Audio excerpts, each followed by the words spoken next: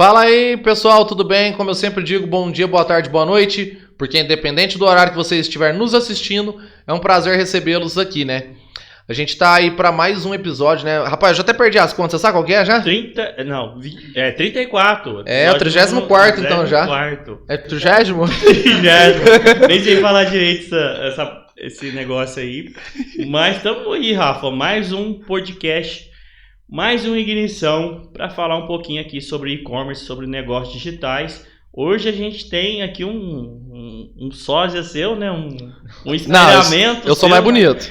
Onde a gente vai falar que os caras muito fera em direito digital. A gente vai falar um pouquinho aqui de LGPD, de direito fiscal e tributário, registro de marca, um pouco de tudo. Coisa arada aí que pode ferrar o seu negócio e pode fazer ele parar de funcionar. Não me matem, mas é isso mesmo.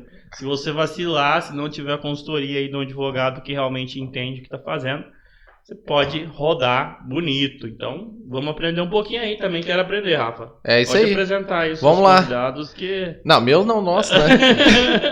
E aí, tudo bem, gente? Então, estamos recebendo o Guilherme e o João Paulo aqui hoje, então, né? Que são os nossos amigos aí, meu irmão também, né? É a dupla, né? É. Guilherme Rafael, já Guilherme foi, Rafael, né? Já existiu. Procurem lá no YouTube, Guilherme Procura Rafael. que tem coisa boa. Essa era famosa na época. É, você vê outro, você sabe, né? Tempos bons. E aí, firme? Beleza? Tudo bom? Fala, Rodmir. Fala, Rafa.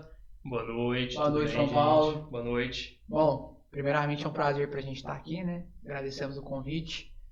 E espero que seja um bate-papo legal, informativo pra galera, né? Porque, ademais, aqui a gente tá pra aprender e ensinar. Você percebeu que vai ter linguagem difícil, né? Ademais, né? Ademais. É, gente que... Ademais. É. Ademais. Ademais, é uma palavra nova no nosso glossário. Essa é uma questão, né, que a gente realmente tem que melhorar. Não falo nem só nós dois aqui, mas como linguajar jurídico de todo mundo, principalmente a gente ficar ligado nessa parte de e-commerce. Uhum. Por causa, querendo ou não, é o pessoal mais novo que tá aqui, então... Ou bem mais velho.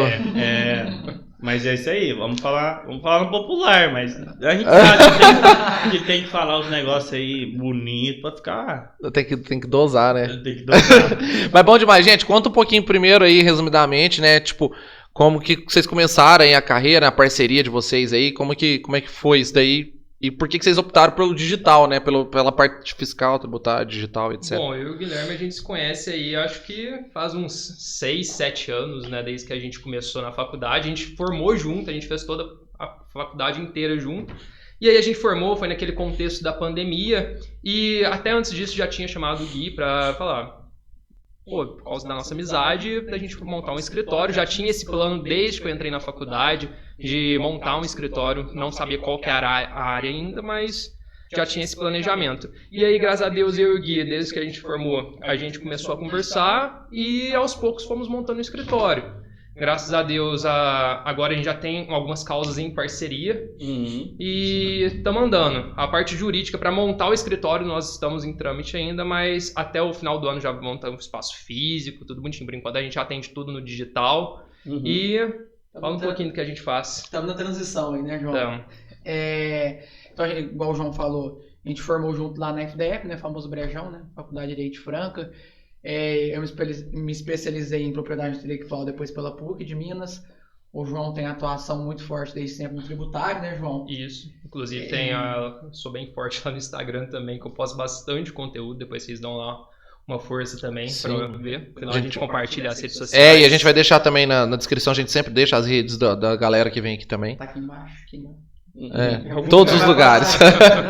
Vocês falam muito bonito, né? Propriedade intelectual é registrar a marca. Dentre todas as esferas aí tem a marca. A sociedade intelectual vai muito além.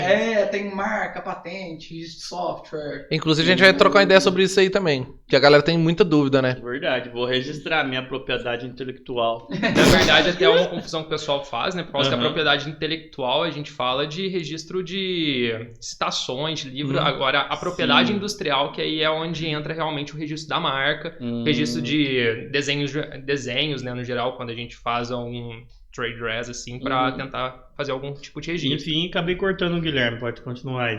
Tranquilo.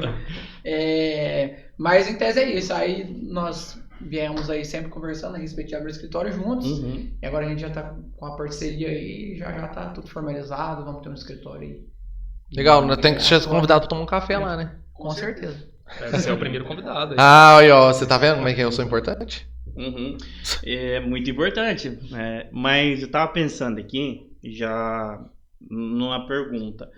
Muitas pessoas acham, já pensando nessa parte aí que eu vivo, né, de registro de marca, registro de patentes, muitas pessoas deixam isso de lado, né, não tem o hábito de consultar uma marca antes de começar ela e o que você acha de tudo isso? Acho que às vezes a gente esquece, eu sei que a gente esquece, mas, cara, isso é muito importante, né? Sim, ó. Primeiramente, eu entendo o lado dos empresários, dos comerciantes em geral, que é difícil ser empresário hoje. É muita burocracia, né? Você tem que abrir CNPJ, você tem que ter um contador, você tem que registrar a marca, você tem que saber qual imposto recolher ou não recolher. Então, assim, é muita coisa para pensar. Além de estoque, serviço, fornecedor, é muita coisa. O Brasil tem muita burocracia. Mas o registro de marca em si, eu acho uma das coisas, junto à abertura do CNPJ, eu acho uma das coisas mais importantes. Porque Verdade. eu não preciso ir longe. Semana passada me veio um possível cliente. Ele veio orçar comigo um registro de marca, ele queria saber a respeito. E ele chegou assim pra mim, ó. Era uma marca de sapato. Eu já tô com o estoque pronto, com as caixas prontas. Então, já estamos recebendo alguns pedidos e a gente precisa registrar a marca X. Você olha pra gente? Olha, fui ver, já tinha a marca registrada. Nossa. E nisso a pessoa com estoque, com caixa feita, com aquelas... Tag. E aquelas coisas que prensam no sapato também, tipo uma etiqueta de metal. Sei. Já tinha tudo pronto. E a pessoa não registrou a caixa. A hora que eu falei pra ela, ela ficou desesperada. A gente fica morrendo de dó quando isso acontece, obviamente. A gente é humano também. Mas assim, é uma coisa que tem que se tentar demais. Eu acho que antes de mais nada, procura um profissional, procura ver a viabilidade da marca para poder começar o seu negócio. Porque se você começar a divulgar um negócio e depois tiver que mudar lá na frente... muito difícil. É muito difícil. Fora que você ainda pode sofrer um processo judicial porque você está usando a marca de alguém. Então, assim, pode ser um problema mais fundo ainda. E acho até interessante a gente entrar também nessa questão da utilização indevida da marca, por causa que qual que é o entendimento hoje da maioria dos juízes? Que você utilizar indevidamente uma marca que já está registrada, o dano moral ele é presumido, ou seja, você não precisa comprovar que realmente teve uma perda que o cara que tem o registro da marca, que ele realmente teve uma perda da clientela. Você não precisa provar isso. O dano moral ele é pelo simples fato de você estar utilizando aquela marca indevidamente. Então acho que essa é uma advertência que tem que ficar o pessoal tem que ficar muito ciente, por causa que fora você atrapalhar o seu operacional da sua empresa, que você não consegue comercializar, fazer aquela identificação da sua marca, você também pode correr o risco de alguma sanção civil, né? Pagamento de indenizações, geralmente são indenizações altas, dependendo, indenização de 10 mil, 20 mil, e fora os danos materiais, que aí realmente fica muito maior do que isso, né? E às vezes a pessoa não registra também e outra pessoa registra depois dela. E ainda te aluga, ou te fala assim, você me compra.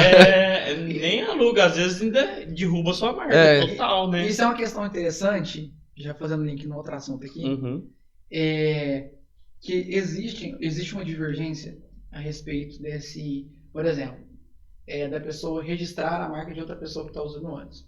Por exemplo, você tem a sua empresa, a Vegano, Vegano Shoes, e você já está usando isso faz tempo, né? Já tem anos. 10 anos já. Já 10 anos. E aí a pessoa vai lá e registra. Às vezes pode ser nem por má fé, pode ter tentado o registro e ela consegue, às vezes. E aí você vai falar, putz, agora eu vou perder minha marca? Não, você ainda tem como discutir. Existe um princípio da anterioridade que você consegue discutir isso, tanto no INPI quanto judicialmente depois. Você comprovar que se você já utiliza aquela marca, você já tem sua clientela. Então, assim, é uma dor de cabeça maior do que você já entrar com um registro certinho, né? Certinho. Mas tem discussão. Você tem ainda como requisitar aqui. E o pessoal às vezes fica com medo também, achando que é caro. Pô, vou pagar uma fortuna pra registrar a marca e não é nada, né? Não é Cara, nada. você perder tudo. É, ué, Cara, essa então... questão de R$700 pra você dar a entrada, né? 700, né, Gui? O valor pra você dar a entrada no pedido da NPI. O protocolo? É. Não, é menos ainda, é R$142. Então. Se você for empresa de pequeno porte, pessoa física, você gosta de um desconto de 60% nas taxas. Então, assim, a taxa de protocolo hoje, só tá falando de taxas federais, sem R$142. Se você for empresa de grande porte, demais ocupações, você vai pagar 60% a mais disso. Mas, assim, é uma taxa irrisória, se você for pensar, é muito que pequeno. depois de deferir seu registro vai durar 10 anos. Então, assim, você dilui isso anualmente pelo tempo que dura, é tranquilo. É só resumindo, quem perde o regime é bobão mesmo. Porque, tipo assim, não, é verdade, é um negócio, cara, é um negócio que você tem que fazer, você vai ter que fazer uma hora ou outra mesmo. Então faça do começo e faça certo. Imagina você perder um tanto de caixa. Você que tava quebrando cabeça com caixa esse tempo atrás. Imagina você perder, cara, uma paulada de caixa, metal, que é caro pra fazer também, porque você não registrou. Ah, não, aí é difícil, Essa né? questão que você falou também, Rafael, é interessante porque foi semana passada que eu e o Gui a gente estava acompanhando. Geralmente a gente acorda, já dá uma olhada no jornal e principalmente eu gosto de ler muito o Valor Econômico. O Valor Econômico é uma matéria que falou que 80% da população brasileira não conhece o INPI. Nossa, nem conhece. Então, né, às vezes é questão de falta... Problema nosso mesmo de divulgar o produto. O pessoal não saber das vantagens e do porquê que é essencial você estar fazendo isso. Que nem o Guilherme falou, tem que ser o passo 1 junto com a abertura do CNPJ. E tem gente que acha que abriu o CNPJ, aquilo ali vale como registro. Exatamente. E é interessante você citar isso, porque tem a diferença entre CNPJ, registro de marca e domínio de site. Muita gente confunde esses termos, né? Então, registro de marca é o seu nome comercial mesmo, é o que você está vendendo. Identifica você perante o seu público. CNPJ é a certidão de nascimento da empresa, né? Da Receita Federal. É o número de identificação, onde vai ficar atrelado toda a burocracia. E o domínio é o seu domínio da internet, né? www.seusite.com.br, enfim. Então tem uma grande diferença entre os três. Um na Receita Federal, o outro numa hospedagem, né? Que fala. Tem uma hospedagem de site. E o outro você tem no INPI, que é o Instituto Nacional de Propriedade Industrial. São três coisas totalmente diferentes. E tipo assim, existe...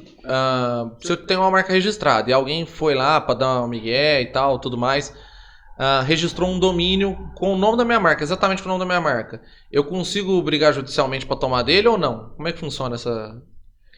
Domínio da internet? Da internet. No registro.br lá da vida. Tá. De primeiro, não. Porque assim, a marca é a mesma coisa que me perguntam pra gente a respeito de usuário de Instagram. O Instagram, por exemplo, essas empresas de site, eles não levam em consideração o registro da marca. Quem chegou primeiro leva. Então, assim, ele não está atrelado àquele nome comercial. Você criando um site com o nome da minha marca e não utilizando o nome da minha marca para vender produtos daquele nicho, para poder prestar aquele serviço, não confundir o consumidor, ok? Entendi. Sim. Esse é o... E pensando assim, no trabalho de vocês, eu não sei nem perguntar direito, mas não sei. Mas vocês me disseram assim, que tem como fazer um trabalho ali de assessoria para a empresa, onde às vezes dá para recuperar, né, impostos. Como que funciona isso? Porque às vezes a gente não sabe, a gente tá perdidão ali. A questão da recuperação de impostos, né, é uma questão muito falada hoje. Só qual é o principal problema que nós identificamos, principalmente no segmento do e-commerce? O pessoal começa de casa, gente. O pessoal às vezes começa a vender no estacionamento de casa, na garagem, enfim, começa a vender nesses pequenos espaços. E vai chegando. E no começo... é super normal você realmente começar a vender e você não tem nem estrutura, você não tem dinheiro para contratar uma contabilidade, às vezes não tem nenhum conhecimento para contratar uma contabilidade e fazer tudo para você, né, para te ajudar. E aí você vai crescendo, chega num ponto que não tem mais como você fazer absolutamente nada. E qual que é o grande problema que nós identificamos, principalmente nessa questão tributária? O pessoal pensa muito em não quero pagar imposto. Não quero pagar imposto. E aí o que o pessoal faz? Continua crescendo, vai faturando muito, vai criando 1, 2, 3, 4, 5, 6 empresas, vai segregando faturamento. Acontece muito isso. E na hora que você vê, tá 4 empresas no Simples Nacional, as 4 empresas, elas comercializam os mesmos produtos, com a mesma marca, e às vezes o endereço na Receita Federal é até o mesmo. Nossa verdade. senhora. E qual que é o risco disso? A Receita Federal, cara, hoje, inclusive semana passada até postei um vídeo sobre isso, hoje o sistema da Receita ele é todo cruzado. Hoje, por mais que você não emita nota para você não estar faturando seu CNPJ, às vezes alguém lá do começo da cadeia de seus fornecedores emitiu.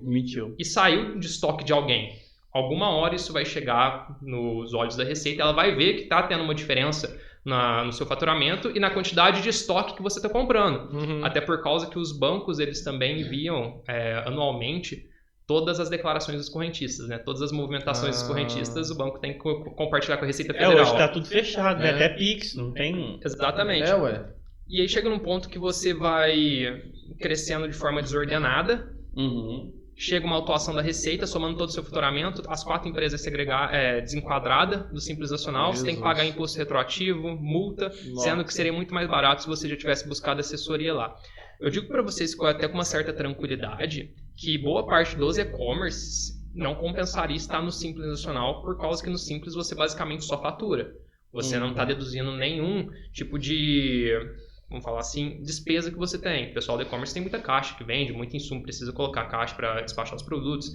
Às vezes tem alguma despesa com frete. Isso tudo, com um planejamento tributário correto, a gente consegue apurar um crédito e ir abatendo dos impostos que a gente tem que pagar. E no final, pode sim sair até um outro regime e ficar compensar igual estava compensando com o Simples anteriormente. E sem a necessidade da gente abrir tanta empresa e ficar a Deus dará, né? Sobre o risco.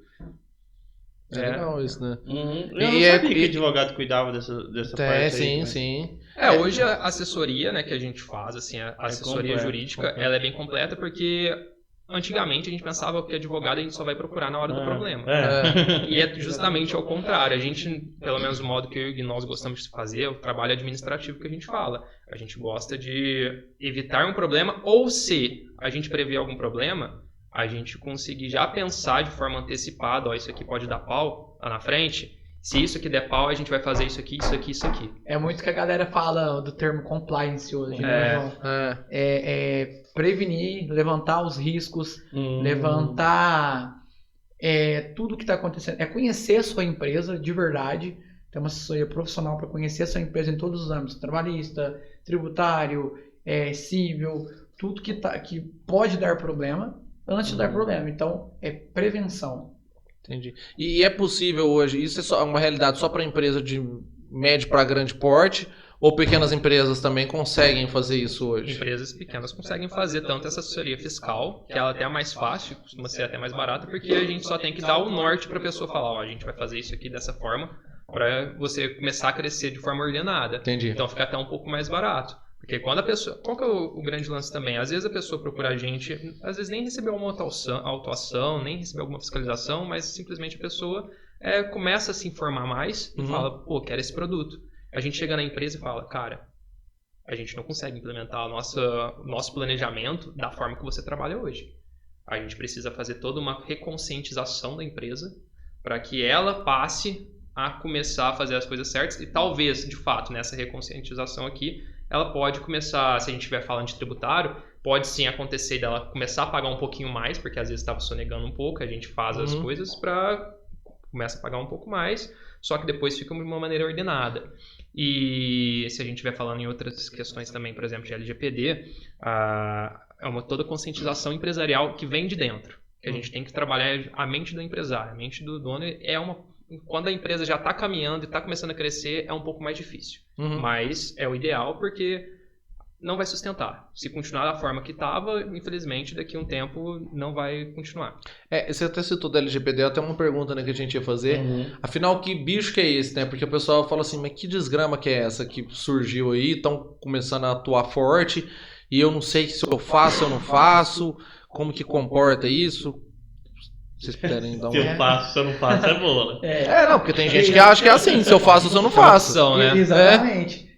Porque, bom, contextualizando só a LGPD, para quem não está por dentro, né? A Lei Geral de Proteção de Dados, ela veio para proteger os dados dos seus titulares, né? Das pessoas físicas, pessoas jurídicas aqui no Brasil.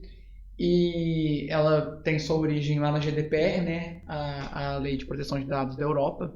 Que lá já há um bom tempo já tem essa cultura, né, um pouco mais a fundo do que a nossa, Mas Lá, inclusive, é bem rígido, né? Essa A questão, Europa né? É bem a Europa rígido. é o suprassumo da proteção de dados.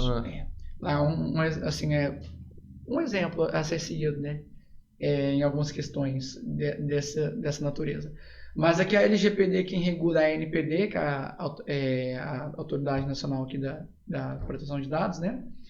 E como que funciona isso, né? Como o João falou, é realmente mudar a cabeça do empresário, né, João? É uma cultura. E por que não é todo mundo que está ligado nisso agora? Porque a lei, ela é nova, em tese, ela foi sancionada em 2018. Foi sancionada em 2018. Em 2020 entraram em vigor sanções administrativas, só que acontece, ainda não tinha uma coisa que a gente chama de dosimetria. O que é a dosimetria? É como será punido tais situações, né, João? Como que a gente vai punir esse acontecimento, como que a gente vai aplicar a advertência, como que a gente vai aplicar uma multa, porque a lei ela estabelece princípios gerais, depois vem regulamentações, portarias, afunilando a lei, e aí estava faltando a dosimetria, que era dizer como iam ser aplicadas essas sanções, essas multas. E agora, foi em fevereiro desse ano, né, João? Foi em fevereiro, de janeiro para fevereiro, publicaram a dosimetria. Então agora está valendo de vez todas as sanções. Então, assim, como ainda não estava tendo punições a grande escala, já estavam tendo algumas investigações, algumas citações jurisprudenciais no tribunal com o LGPD, algumas fundamentações. Só que agora que está valendo mesmo assim, as sanções, as multas. Então é agora que o bicho está pegando, né? Falando informalmente. E acho que também vale uma questão interessante, né? Por causa que uma das sanções que a legislação prevê, no caso de descumprimento da LGPD, é a multa. Só que o pessoal às vezes foca muito no dinheiro. Pô, vou levar uma multa. Se eu tiver que pagar uma multa, beleza, compensa eu ficar irregular e vou pagar a multa e eu continuo com o meu negócio. Só que o pessoal não percebe que, no nosso ver, a principal sanção que a LGPD traz pelo seu descumprimento é justamente a impossibilidade de tratar dados. E o que é tratar dados? É desde uma simples coleta de dados até um arquivamento de dados dentro de um Google Drive, por exemplo. Você arquiva planilha. Por exemplo, vocês fazem o Ads, faz a questão do Google Controle Analytics. de atendimento, essas coisas, tudo Cara, pega, né? como que você fica como a empresa fica sem tratar nenhum dado? Um e-commerce que tem um marketplace. Ela recebe como penalidade não poder mais armazenar, tratar esses Não dados? tratar absolutamente nada. Só fechar, então, Mas a empresa, assim, né? Porque... lógico, é uma questão muito gravosa. Uhum. Aí a gente, possivelmente, eles vão começar a aplicar isso a partir do momento que essa empresa começar a ser muito reincidente. Mas ou existe essa possibilidade. Existe. E prevista na legislação. Dentre as sanções que a LGPD traz aí, a gente tem a advertência, a gente tem a publicização das infrações, tem um portal onde diz que empresa que cometeu infração, o que aconteceu. É tipo um reclame aqui do LGPD. É por aí. Temos as multas que podem ser até 50 milhões Meu pai do céu. ou 2% até 2% do faturamento da empresa. Como o João disse, tem a proibição parcial ou completa do tratamento de dados por até 6 meses. E eu ia falar que tem coisas simples que às vezes os meus clientes mesmo me pedem, que a pessoa não sabe que não pode mais fazer, como compartilhamento de lista, dados que identifiquem a pessoa não podem ser compartilhados. Eu lembro que na época da escola o povo preenchia e saía vendendo aqueles dados da gente. Isso é totalmente irregular hoje, né? Com certeza. Até na igreja está influenciando. Eu fiquei sabendo disso aí mesmo. Para quem é católico, às vezes está assistindo a gente, vai saber que teve uma recomendação, né, do pessoal da... Acho que é CNBB, né? CNBB. Que manda e desmanda assim na organização, né? Que a recomendação agora é não ter mais aquelas dedicações no começo da missa, né? As intenções que a gente fala, né? Não pode ter mais, porque se você parar pra pensar, às vezes é chato mesmo. Às vezes a pessoa colocava lá, até sem ter uma intenção assim gravosa, mas se interferia na vida da pessoa. Por exemplo, a pessoa ia lá e colocava lá, para ter intenção na missa, pela reconciliação do casal tal. Nossa, é mesmo. Pela melhora da hemorroida do Rosemir. Forte. Essa é forte. Então, brincadeiras à parte, eles causavam um constrangimento na pessoa. Mas eu parei pra pensar agora que eu já ouvi isso e falei, nossa, eu nem sabia que essa pessoa tinha isso. É doido isso, né? Realmente você tá expondo a pessoa. Exatamente. Imagina o casal tá querendo esconder essa situação, de repente falando na igreja. E o pessoal às vezes acha também que é um custo de adequação muito alto, mas particularmente não é alto e não é tão difícil de ser implementado. É lógico, a gente tem toda uma fase aqui que a gente faz todo um estudo do inventário de dados que nós falamos, né, que é onde a gente identifica os processos da empresa, basicamente pega o organograma da empresa, vai identificar quais são os setores, as áreas de negócio que a empresa tem. A gente faz várias entrevistas para mapear qual dado que transita em cada um desses processos. A gente cria um inventário de dados. E aí a gente também tem uma parte da LGPD que é uma questão administrativa de dentro da empresa, que é muito simples de ser implementada e às vezes o pessoal também desconhece, que é, por exemplo, você trocar a senha periodicamente, você só permitir que alguns funcionários tenham acesso a alguns determinados dados ou sistemas que a empresa fornece. Não liberar um usuário à torta direita, né? Porque a maioria libera, né? A gente vê no dia a dia, o empresário às vezes não tem ideia de como ele está desleixado com os dados da empresa dele. Por quê? As pessoas, todo mundo tem acesso. Você já pensou? E se vazar, ele vai saber como que vazou tudo isso? Por exemplo, você é um vendedor. Pensa assim, você é empresário. Pensa na seguinte questão. Normalmente o e-commerce tem a venda passiva, né, que vem ali de alguns jeitos, e tem a venda ativa do seu vendedor, né, que vai às vezes tentar ver uma venda cancelada, tentar negociar alguma coisa e tal. Pensa se essa pessoa dá uma exportadinha do Excel ali no seu sistema. E leva embora. Ela sai, recebe a proposta de um concorrente, leva embora. Isso aí você nem fica sabendo. E aqui a gente está falando muito de dados do marketing, mas a gente também não pode esquecer que existem dados dos funcionários. Sim. E quando o funcionário ele é registrado, ele faz um exame admissional. É verdade. E o exame admissional, como ele contém dados médicos ali, ele pode ser considerado como um dado sensível para a própria legislação. E a punição por um vazamento, a gente fala de incidente de segurança, né? Que não necessariamente é só um vazamento. Mas enfim, se acontece qualquer coisa com esse dado, que é considerado sensível pela legislação, possivelmente a sanção que você vai sofrer lá na frente pela NPD na hora de uma fiscalização é maior. Então, não é só questão das planilhas, começa desde aqui, desde o ponto A da contratação do funcionário. É muita coisa, né, cara? Desculpa, até só para eu complementar aqui, a NPD, falando do pessoal do e-commerce, que às vezes são pequenas e médias empresas, né? A NPD, no site dela mesmo, ela tem um guia orientativo de como fazer a adequação para pequenas e médias empresas. E um dos pontos que ela traz é justamente essa parte administrativa que nós falamos aqui, que é a questão da troca de senha, a questão de instalação, aí até foge um pouco da nossa expertise enquanto advogados, né? Mas a questão de você instalar um software de segurança,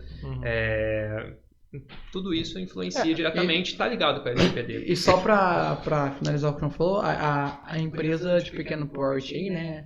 Ela tem um tratamento diferenciado, né? Sim, ela tem uma resolução própria que a NPD soltou, privilegiando as médias e pequenas empresas. Se você conseguir se enquadrar nesse quesito, né, nessa resolução, a NPD te concede prazo em dobro para resposta de titular, por causa que qual que é o grande lance também da legislação?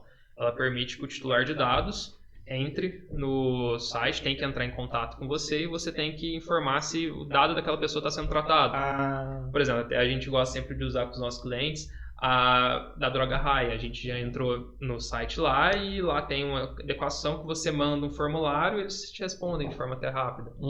Então é bem interessante esse quesito também. Legal, né? O telefone também não pode ser compartilhado, né? Meu celular, por exemplo. Depende como DPO, como encarregado de dados. Sabe aquelas pessoas chatas que ficam entrando em contato pelo WhatsApp? E quando eles mandam, eu falo assim, você conhece a LGPD? Aí eles somem, eles não aparecem mais. Alô, Algar! Alô, Claro! Não assim, mas, por exemplo, de venda de imóveis, venda das coisas. O corretor é cheio dessas listas. Aí eu pergunto, você conhece a LGPD? A pessoa some, vaza. Na hora. No Magalu, quando eu era filho de Magalu lá, a gente trocava a senha. Não lembro de que periodicidade que era, mas trocava. Era obrigado. A máquina travava, você tinha que trocar. Era o software de segurança, sabe? Sim. Você tinha que trocar mesmo. Então, né, uma coisa que até antes de cobrar já estava sendo feita. Na época que eu também trampei lá no começo. Meu primeiro emprego foi em call center também. Eles obrigavam a gente desligar a PA. que é o ponto Aham. de atendimento nosso, para justamente não correr o risco de alguém vir sentar e começar a utilizar aquele atendimento, os dados que você utilizou naquele atendimento. É doido isso, né, cara? Uma outra coisa que tá muito em alta, inclusive eu tava orientando um cliente hoje lá, tipo assim, que ele nem sabia que existia isso e tal, né? Sobre a branding protection, né? Da Amazon, do Mercado Livre principalmente, e alguns outros estão começando, né? Alguns outros marketplaces estão cobrando mais firme sobre isso daí. Que é o tal do brand protection, né? Pra galera que não sabe ainda, assim, é tipo, de forma um pouco mais desconstruída, mas o que é e por que é importante isso, né? Beleza. Então, o Brand Protection, né? Então, assim, são programas de proteção, ferramentas de proteção para o titular da marca, quem é dono da marca. Então, por exemplo, o Mercado Livre tem o Brand Protection, várias plataformas têm, a Amazon tem também seu Brand Protection. Brand de marca. Protection, proteção de marca. Então, são ferramentas diferenciadas para quem tem o registro, o certificado de registro da marca, conseguir tirar obstáculos que ele tem na plataforma. O que são esses obstáculos? Vendedores que estão vendendo produtos ou piratas, ou da própria marca, sem uma concessão, sem uma autorização. Então, assim, isso vai até de relatórios diferenciados. Na Amazon, por exemplo, tem relatórios diferenciados para quem É legal, já vi, já. tem essa adesão. É legal mesmo. Eles têm até as stores, né? As lojas também, que ter um domínio próprio dentro da Amazon. É da hora pra caramba isso aí. Que é só para quem está no Brand Protection deles também. Eles têm uma ferramenta de busca mais assídua também, né? Mais assim, objetiva, para buscar fazer o proprietário da marca fazer pesquisa dentro da plataforma para ver se ninguém realmente está pirateando ou vendendo produtos parecidos. Então, em resumo, é isso. São ferramentas diferenciadas para o titular da marca conseguir proteger a sua marca dentro da plataforma. É muito massa, né, cara? Quando eu fui descobrindo, vendo isso aí no comecinho, eu achei muito genial. Porque antigamente não tinha. Ficava aquele monte de produto falso ali. Era na unha, né? Não conseguia identificar. O Mercado Livre mesmo acabou bastante, né? A questão do Bicho, deu uma pirataria, limpada né? bonita, né? Shopee tem que dar uma limpada lá daqui uns tempos, porque tá feio o trem. Mas é sério, não, eu tô falando uma coisa que é verdade. Só que os caras arrumam jeito pra burlar tudo, né, velho? Eu tava vendo esses dias pra trás na Americanas, os caras arrumam um jeito lá de burlar que eu não acreditei na hora que eu olhei. Sabe? Tipo, tem umas estratégias pro mal que vem. Uma coisa que aconteceu, eu não sei se vocês souberam desse caso, não sei, talvez você saiba. Sabe um cara um pequeno gênio daqui de Franca que tentou registrar a Caterpillar? Vocês ficam sabendo disso aí? Não. A galera aqui, vocês sabem, né? Não vou falar, mas vocês sabem aqui o que acontece aqui. Enfim, aí tem um tanto de gente que vendia esse tipo de produto. E aí um pequeno gênio pegou e tentou registrar a Caterpillar no Brasil lá. Eu sei a história meio por cima, mas eu sei que deu problema lá. Obviamente, né, que a Caterpillar ia ser acionada lá fora, né? Eu acho que tem, né, um processo, proteger, né? tem um lance assim. E aí foi caindo um tanto de blá, blá, blá, derrubando, um tanto de anúncio, um tanto de conta em Mercado Livre, tudo quanto é lugar, se for sabendo isso aí, né? Desse aí em específico não, mas teve uma época Derrubou que tudo. a Caterpillar não fabricava, não vendia nada no Brasil, e você via em toda loja, assim, eles não vendiam. Sim. Nesse caso dessas empresas grandes, né? Não sei se é o caso da Caterpillar, mas possivelmente deva ser aqui no Brasil. Tem a questão da marca de alto renome, que são aquelas reconhecidas, vamos dizer assim, mundialmente. Então a gente tem o McDonald's, que até é interessante a gente falar, por causa que essas marcas que são conhecidas mundialmente, globalmente, né, falando assim, elas têm a proteção em qualquer segmento de atividade. Red Bull também, né? Porque qual que é a regra? Você faz um registro de marca e sua proteção de marca é só para determinada atividade que você registrou. Agora, essas marcas de alto renome, não, elas gozam de proteção integral em qualquer segmento. Mas elas têm que sair registrando em tudo quanto é lugar ou não? Salvo engano, tem que fazer um registro aqui no Brasil, né? Na verdade, é um registro no Brasil, mas é um registro diferenciado que já reconhece todas as classes. Ela já tem um reconhecimento de alto renome. Doido, né? Só para ser mais específico, quando você entra lá no INPI, você tem que escolher. O que eu tenho uma empresa X. O que essa empresa X fabrica ou presta de serviço? Por exemplo, eu tenho uma academia de exercícios físicos normais. Eu vou registrar a prestação de serviços no ramo de academia. Eu registrei naquela classe. Eu não registrei para fabricação dos equipamentos da academia. Não registrei para uma loja de vender suplemento. Eu registrei para academia. Então, minha proteção é dentro daquela classe. Se eu quiser fazer outra coisa, eu tenho que registrar em outra classe. Agora a marca de alto renome ela tem proteção em todas as classes. Porque igual- tá sendo muito vai erro igual- nisso aí, né? O pessoal também confunde muito isso, né? Tem muita empresa que na não Vegano eu confunde. tenho de loja pra loja, Uhum. tem pra calçado e de bolsas, não sei como é que chama bolsas, Bolsa, acessórios. acessórios ali, sabe? Entendi. Ah, Então, já aí pegou tem- tudo já. Mas aí fez separado, fez É 3. separado. São Cada Três cada classe gera um processo. Isso. Ah, entendi. É sempre um processo. Então, assim, tem que ter. Por isso que é até uma coisa que eu gosto de falar aqui quando a gente vai fazer workshops, palestras. Você não precisa ser advogado para registrar a marca.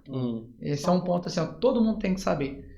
É um serviço extrajudicial, ou seja, não envolve o âmbito judicial. Mas não quer dizer que é porque qualquer um pode fazer que todo mundo vai ter a expertise de fazer. É, justamente. Entendeu? Então você tem que saber fazer uma pesquisa de anterioridade, ou seja, ver se não tem registro daquela marca em determinada classe. Você tem que saber escolher a classe, que senão você vai perder dinheiro naquilo ali. É verdade. Se uma pessoa vier com um recurso, uma oposição contra você, ou se sua marca foi indeferida, você tiver que fazer um recurso, você vai saber fazer um recurso, elaborar uma petição com os fundamentos jurídicos. Então é a questão de ter expertise. E tem que Certo. fazer um acompanhamento também, né? Porque É. às vezes a gente registra e nunca mais lembra, aí tem outra pessoa registrando algo. Vocês fazem um acompanhamento, não faz? Fazemos, sempre.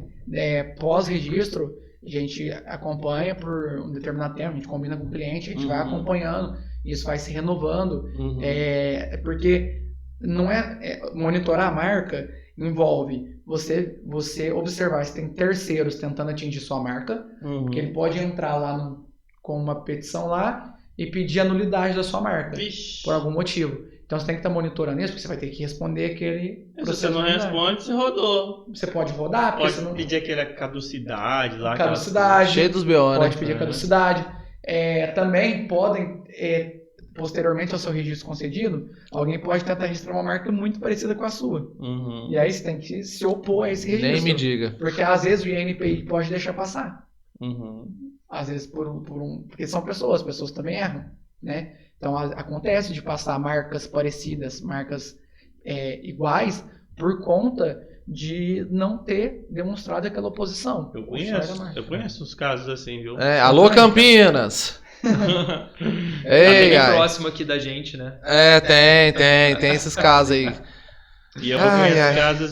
casos de que eu considero antiético, onde a própria empresa que registrou outra similar, entendeu? Tô ligado nisso aí. Então, Tô aí ligado, ferra tô tudo, ligado. E sabe? muitas vezes o que complicado. acontece até é a É pessoa. foda isso aí. A gente entra com porque primeiro a gente faz uma notificação administrativa, né? O cliente entra em contato com a gente e fala, ó, fulano tá usando a nossa marca indevidamente.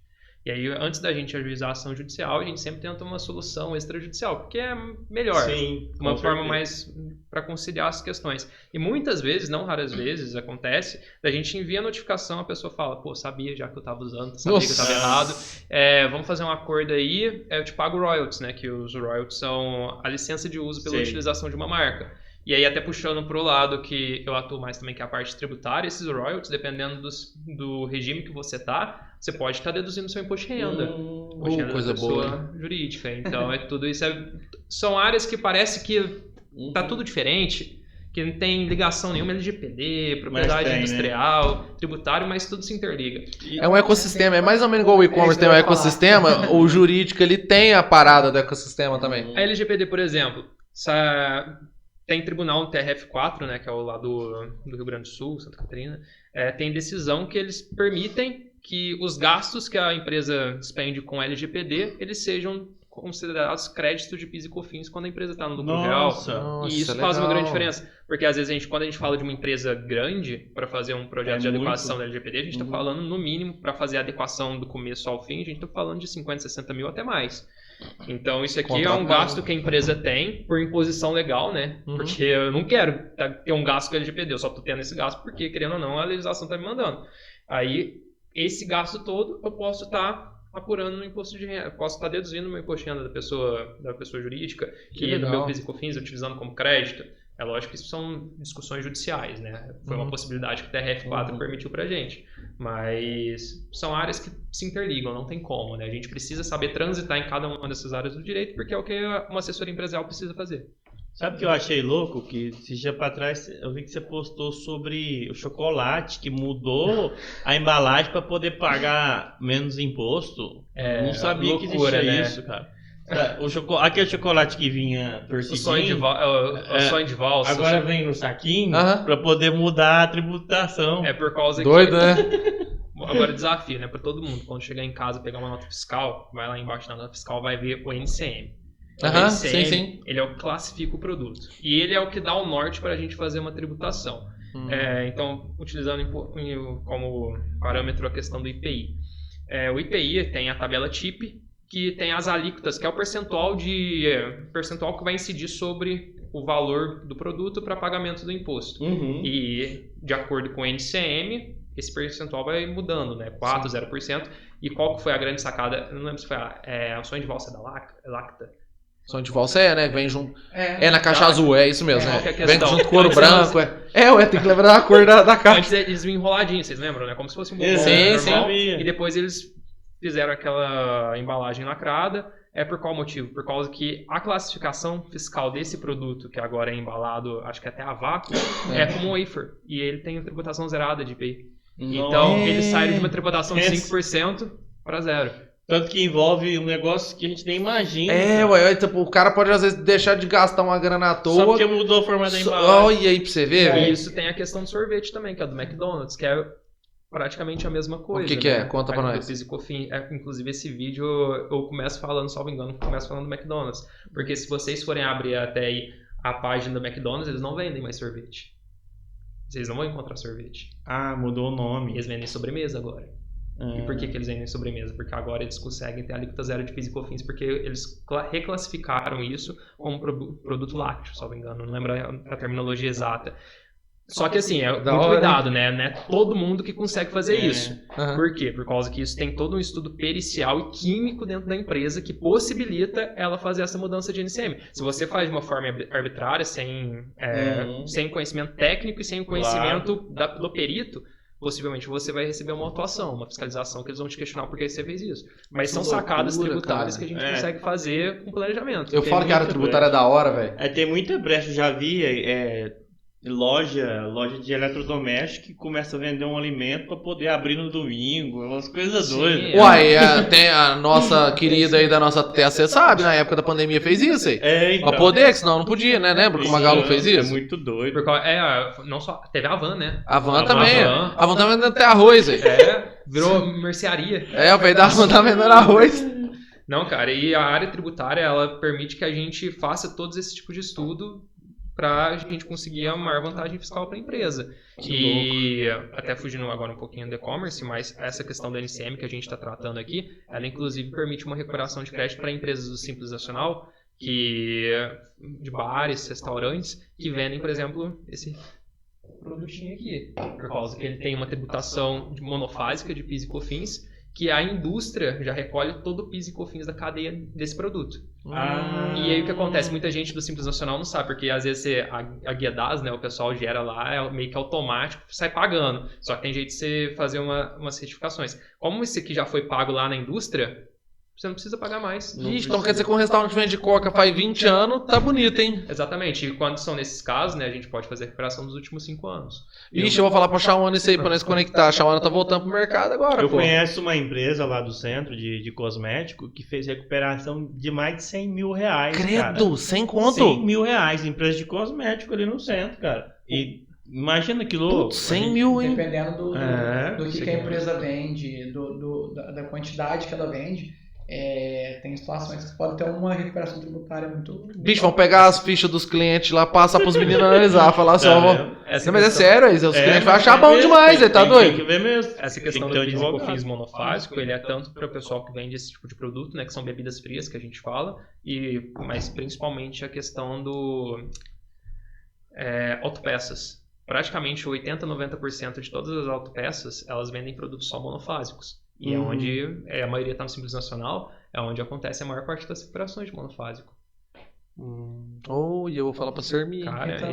e é um conhecimento muito pouco propagado. E às vezes a pessoa pensa, pagou indevido tudo isso. Uma vida inteira. E às vezes está com dificuldade de caixa. Às vezes a pessoa está tão acostumada a pagar, que hora que ela escuta falar isso, um advogado, um consultor tributário falar isso, fala assim, não, isso aí é pegadinha do malandro, não, isso aí não existe. Mas é falta de conhecimento. Existe, eu vi já. É essencial ter uma assessoria jurídica. E até para fazer também um entendimento pessoal que às vezes ficou com medo, né? Ah, eu vou fazer essa recuperação que a Receita vai me pegar.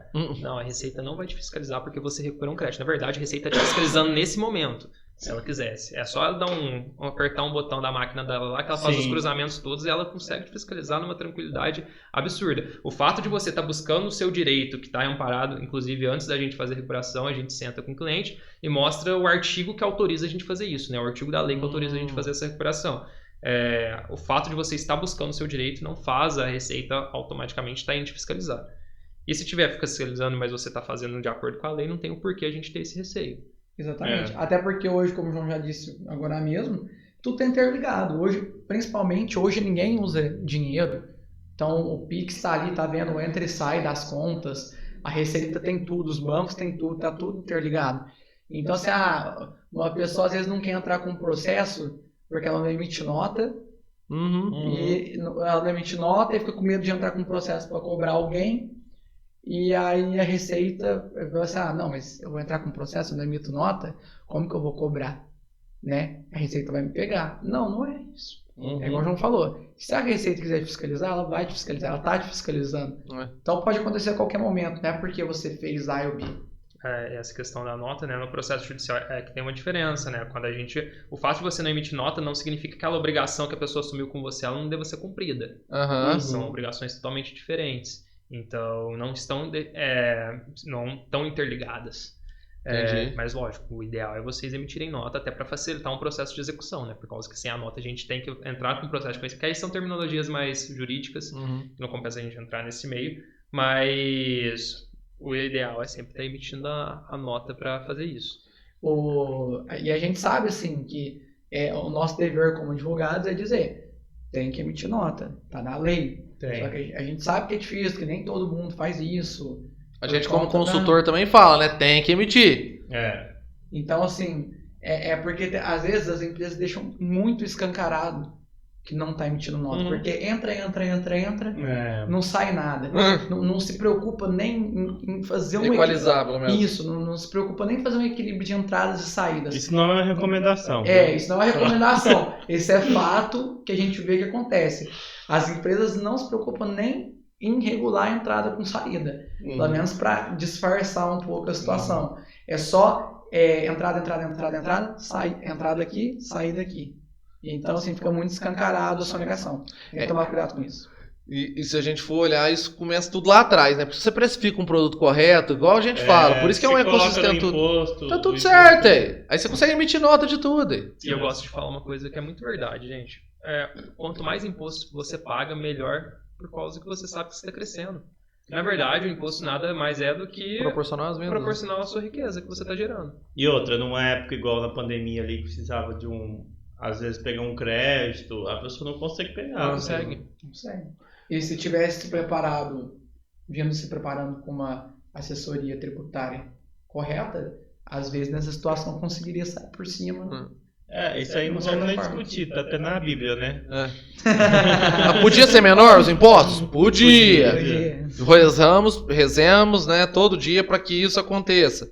Porém, já que são assim, né, tem que jogar com as regras do jogo, né? Não tem o que a gente fazer. O que de fato a gente espera que um dia aconteça é que seja muito mais simplificado. Por causa que hoje, o que mata, eu acho que a maior parte, principalmente dos contadores, que esse povo sofre. Nossa, cara, é a complexidade das transmissões das obrigações acessórias que eles têm que fazer. É difícil, né? Cara, diferente a alíquota, aí tem os fundo de pobreza. Nossa, pelo amor de Deus. NCM. Você sabe, são mais, uma cacetada de contador tem o lugar direitinho no céu. Alguns sim, outros não. Eu vou mudar. Tem. Eu vou parar de pagar imposto quando mudar o nome. Como chamar facultativo em vez de imposto. E agora chama imposto. É imposto, entendeu? Realmente ele é imposto no contribuinte. Então tem que pagar. Não tem jeito não. E só para complementar também, voltar um pouquinho atrás lá dos lances dos marketplaces, né, que a gente estava falando. E como que comporta hoje um cara que vende dropship, por exemplo? Porque dropship normalmente você vende um tanto de marca. Vixe, é complicado, hein? Como que o cara faz pra ficar legal assim? Cara, aí a questão do drop, a gente vai ter que ver muito como que ele está fazendo a tributação dele. Se tá na pessoa física, eu já falo para ele que se dependendo do volume de vendas que ele está fazendo, não compensa. Porque na pessoa física vai estar entrando tanto dinheiro na sua conta que no final do ano você vai estar para estourar o limite de 27,5%. Então a primeira coisa que a gente já recomenda aqui é fazer a abertura de um CNPJ e possivelmente no drop, até pelo fato de ele ter que repassar o dinheiro para a empresa, ele não tem o estoque, então ele não vai ter crédito nenhum se ele tivesse em outro regime. O ideal mesmo possivelmente vai estar no Simples Nacional, a não ser que o volume de venda dele seja um absurdo. Mas nós nunca pegamos uma pessoa que faz só drop e que ela estourasse o limite de um Simples. Então, realmente, para o pessoal que faz drop, o ideal seria manter no Simples mais com o CNPJ aberto. E tá sempre assessorado principalmente por uma contabilidade. Para você mensalmente tá pagando sua guia DAS, tá fazendo tudo isso. Cara, é muito interessante, porque quando eu comecei a fazer trabalho aqui, né?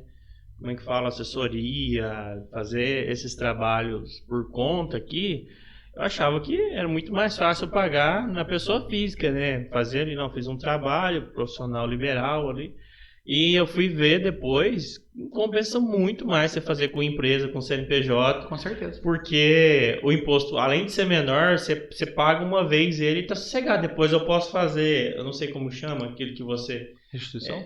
Não, que você pega e faz a distribuição, sabe? A empresa de lucros, faz a distribuição para mim, vem pro meu CPF sem pagar mais nenhum imposto. Sim. Então é uma beleza.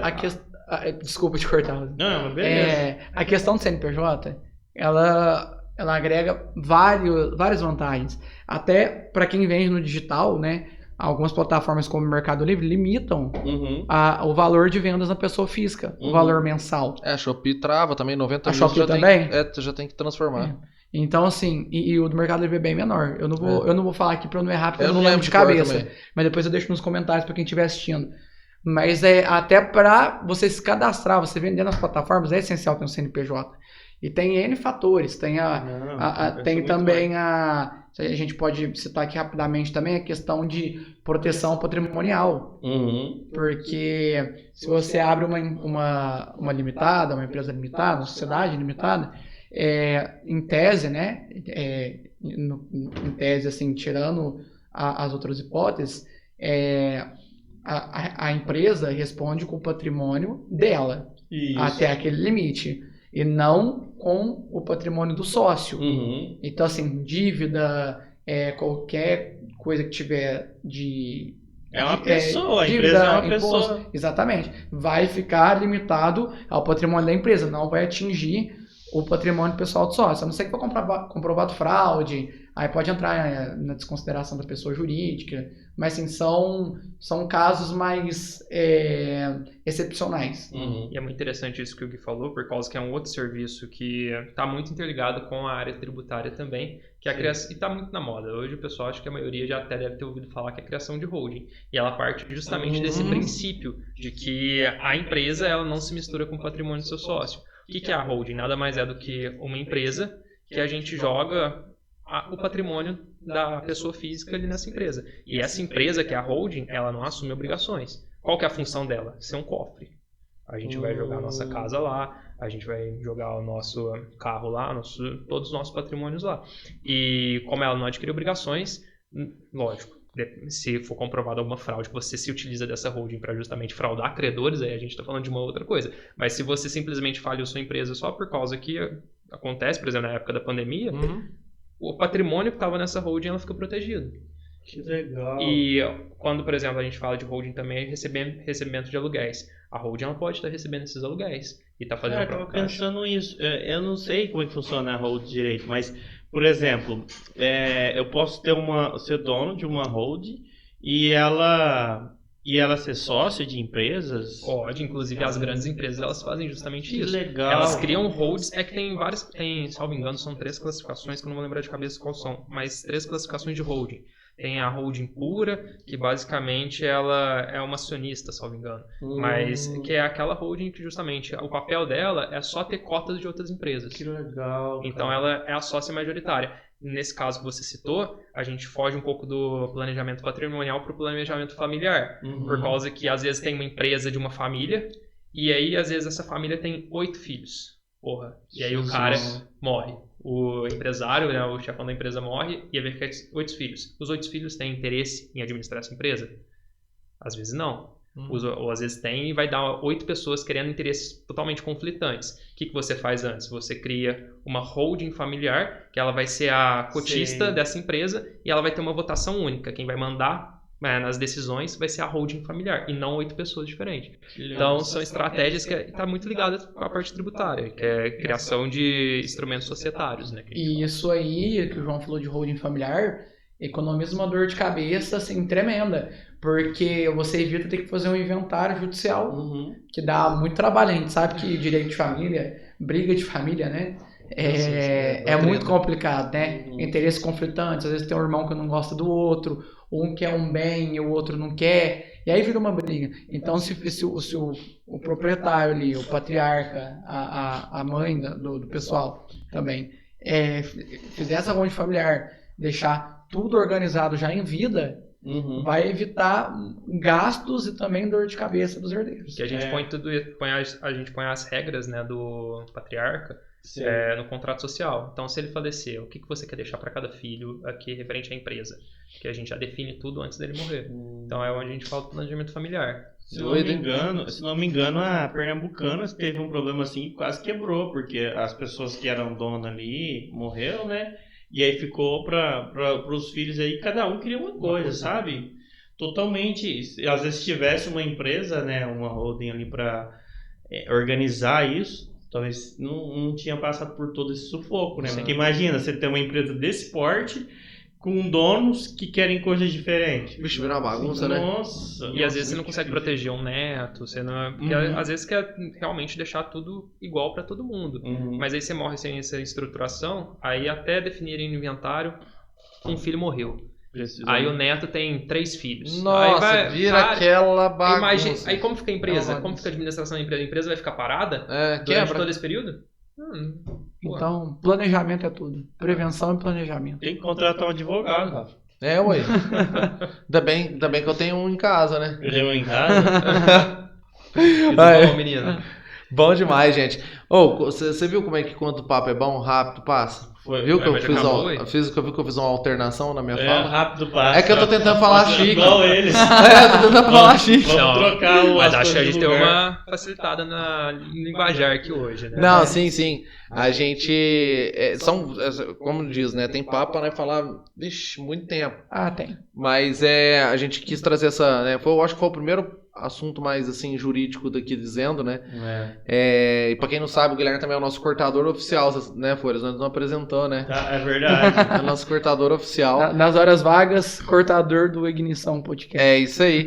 E a gente trouxe essa pauta porque é muito importante, a gente tá vendo cada vez mais a necessidade disso, só que as empresas realmente, é triste falar isso, mas elas só vão mexer nessa área, na maioria das vezes, quando já tá dando merda, né? Infelizmente. E a gente quer, que o nível de consciência suba pra vocês verem isso antes. Porque tudo é importante. Vender é super importante, que é o que sustenta o resto, sim. Mas o resto tem que estar organizado. Porque se não tiver organizado, você vai perder tudo que você vendeu e muito mais. Então tem que ter esse nível de consciência, né, Folhas? Tem que ter, Rafa, porque imagina o trabalho que dá. Você já tem pouco lucro. Aí você vai lá, constrói aquele patrimônio todo com muito custo. Aí depois desmorona tudo por causa de um vacilo de não ter um profissional, alguém que te orientou corretamente, né? É isso aí. Os meninos, a gente gostaria de agradecer vocês. Muito obrigado pela vinda. É o primeiro, com certeza, de muitos bate-papo, né? A gente fala que nós fazemos ele curtinho, de 1 hora de bate-papo aí, pra gente poder trazer o que é mais importante naquele momento e deixar também umas outras oportunidades, né? E deixar um gostinho de quero mais também, né? Depois, se vocês quiserem deixar as redes sociais de vocês falar, mas a gente também vai pôr depois lá na descrição do YouTube, mas fica o espaço aí pra vocês. Perfeito. Já agradecendo, Rafa, Folhas, obrigado pelo convite. Agradecer também ao Zainer, o Rony. Estão aí por trás nos bastidores, né? Isso aí. Agradecer a todo mundo que assistiu a gente. Se tiver qualquer dúvida, chama a gente lá nas redes sociais. Meu Instagram é adv.guilherme Soares, do João é adv.joãogoulart. isso. Toda semana tem conteúdo de direito tributário de uma forma muito mais prática e entendível, né? É verdade. Ele é produtor de conteúdo, vocês Tem que, seguem ser lá. tem que ser desconstruído, né? É. O recado final é: empresário, toma conta do seu CNPJ, da sua marca, da sua tributação, que é sinônimo de saúde da sua empresa. Toma conta da sua vida. E ele fez. Você viu como é que ele é? Como ele corta, ele já fez uns 4 cortes aqui hoje que eu saquei. Eu saquei, viu? Mas beleza, gente. Muito obrigado. Valeu. Nossa, Valeu, pessoal. Todo mundo que nos acompanha. Valeu, os patrocinadores. Tamo junto. Até a próxima, se Deus quiser. Valeu. Valeu!